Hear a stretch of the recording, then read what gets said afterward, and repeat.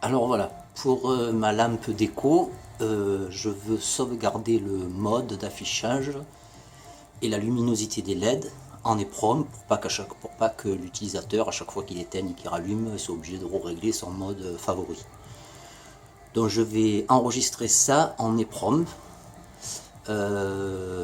Mais l'EEPROM a une durée de vie limitée en écriture. Bon, c'est d'après ce que j'ai vu, c'est 100 000 cycles d'écriture.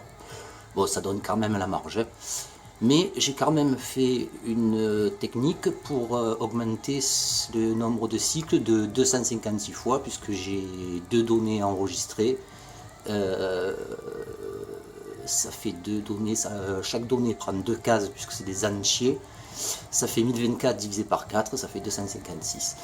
Donc, alors la première technique, cela je la fais souvent, quand le programme démarre, je regarde à une adresse, à l'adresse par exemple 1020 et 1022, s'il y a deux nombres que j'ai choisis au hasard. Alors j'ai choisi 1236 pour ici et 4321 pour ici, pour la case, enfin à partir de la mémoire 1022, de la case 1022. S'il n'y a pas ces valeurs, ça veut dire que le programme démarre pour la première fois. Donc il va mettre 1236, ça va être codé dans les deux cases, et 4321, j'ai pris 321, pareil, codé dans deux cases. Donc au prochain coup, quand il va démarrer, ces valeurs y seront, ça voudra dire qu'il aura déjà démarré au moins une fois. Là, c'est la première fois. Donc en fait, ce qu'il fait, c'est qu'il met dans toutes les cases de l'EEPROM, je les initialise à -1. Je vais essayer de bien filmer quand même. Voilà, -1, ici -1, et ici -1, ça prend deux cases aussi. C'est des entiers signés, donc ça va de moins 32 000 et des poussières à 32 000 et des poussières. Donc je mets les -1 partout dans mon EEPROM, et ensuite je mets les deux chiffres à la fin, les deux nombres je veux dire à la fin, et ensuite je sauvegarde dans les premières cases le mode par défaut, le mode d'affichage par défaut, et la luminosité par défaut. Donc j'ai choisi le mode, c'est le mode 0 par défaut, voilà, et la luminosité j'ai pris 25, voilà. La prochaine fois que le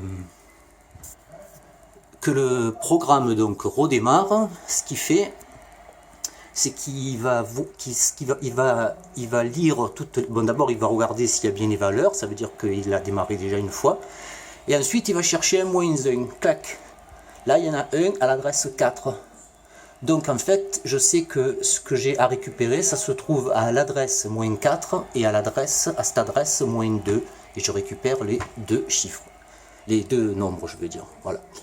Maintenant, quand je veux écrire, imaginons que l'utilisateur change de mode et de luminosité, par exemple, et qu'il veut le mettre en mémoire, bien sûr.